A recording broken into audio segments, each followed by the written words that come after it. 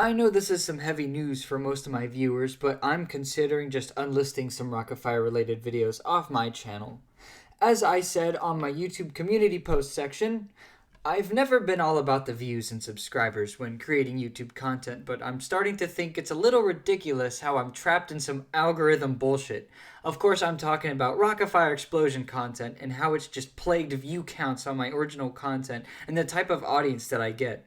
I gave up making a bunch of Rock-afire explosion content years ago by now, and those videos still get thousands of views in comparison to my newer videos that sometimes can't even break past 20 to 30 views.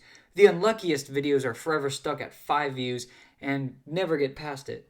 I still do YouTube for fun, but I'm just jealous of my own older content getting more attention than ones that I put way more effort into.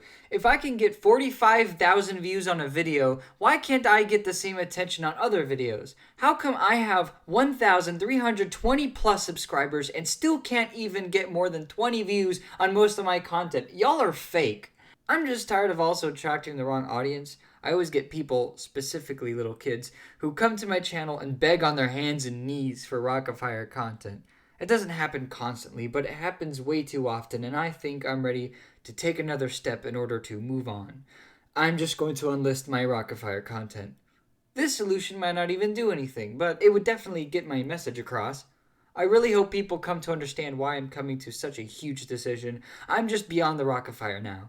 I just want to get recognized for work that's of my own, with characters that are of my own, stories that are of my own. I don't want to rely on something made by some 60-year-old goofball in Florida anymore. Aaron Fechter doesn't even like others making Rock-afire content without his express permission anyway, so why shouldn't I just shift the gears? Don't create Rock-afire content and upload to YouTube. That's my job!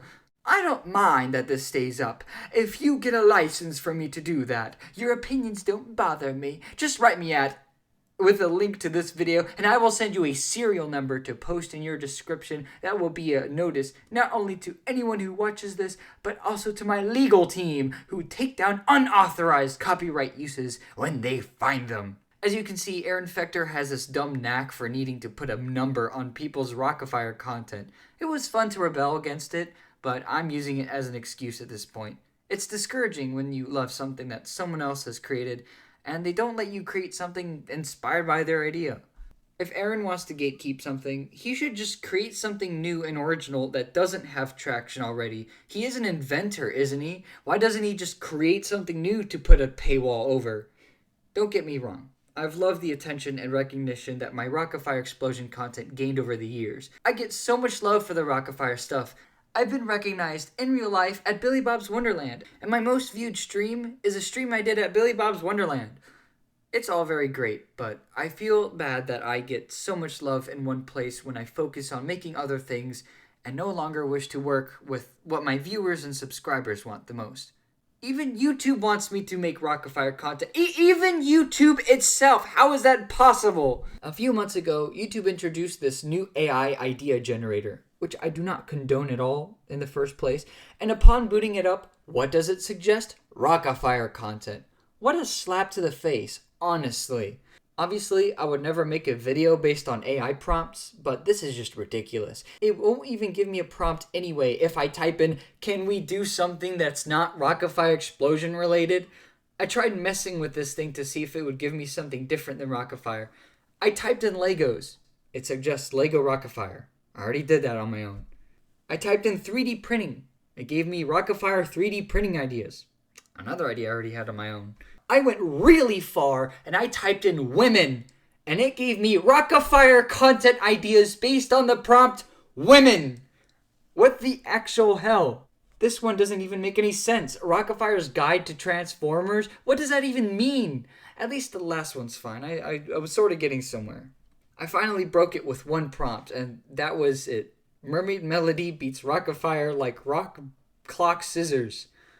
Seeing this, an AI suggesting that I do Rock-afire content and nothing else is oddly distressful. It's sad.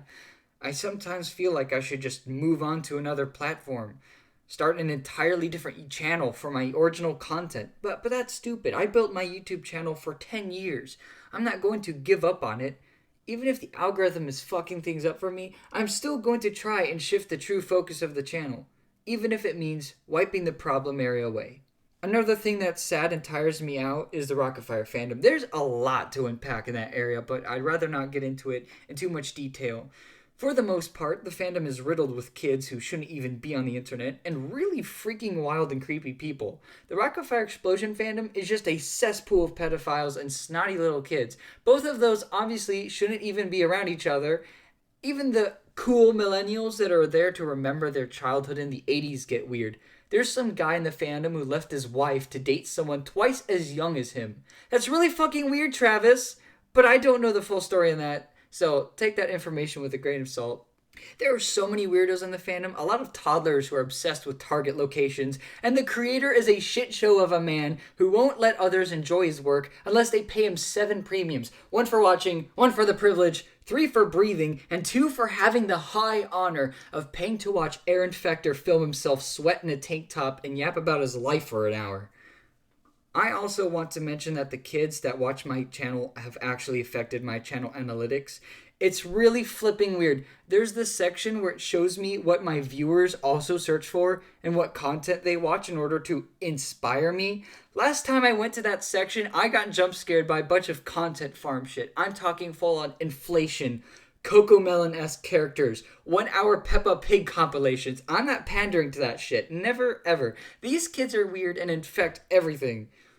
But hey, listen, I was 12 at one point too, okay? I used to be a Rock-afire kid. I don't have anything against children in general. A lot of them can be cool little dudes. I'd want my own son or daughter someday. But right now, when it comes to making content, I'm 23 years old and in goddamn college. I've grown up, and being in a fandom that could make up a sizable preschool classroom just ain't my vibe. Nor should it be anyway. I don't owe anyone anything. I don't owe anyone Rock-afire Explosion content. I don't even owe anyone my own original content. I just make it for fun. I just wish the things I put more heart and effort into got as much attention as my Rock-afire stuff does. Even if my Rock-afire content only got like 100 views per video and my original content only got like, I don't know, maybe 4. I'd at least like my original content to reach up to the same level as my Rock-afire stuff. That's all I wish it could be. It's not a requirement, and I don't want to get YouTube famous. I just want my better work to be recognized. What artist doesn't? It's like putting my paintings in an exhibit at the local art museum and everyone interacts with an appropriated art piece rather than a really cool original interactive experience that I've worked 3 years on. I'm just tired. I'm a college student at an art school. I got look at what I can do brain. I strive to have my work critiqued so I can improve. I strive to entertain with creations that come from me and not based on something else. It might not fix anything, but I just wish to enlist most of my Rock-afire content and help change the direction of MT creations from here on out. I don't care if this decision costs me subscribers. If you watch my channel purely for Rock-afire Explosion stuff, you're in the wrong place. Speaking of subscribers, I made the deal that I would make a CGI Rock-afire Explosion animation if I surpassed 1,000 subs.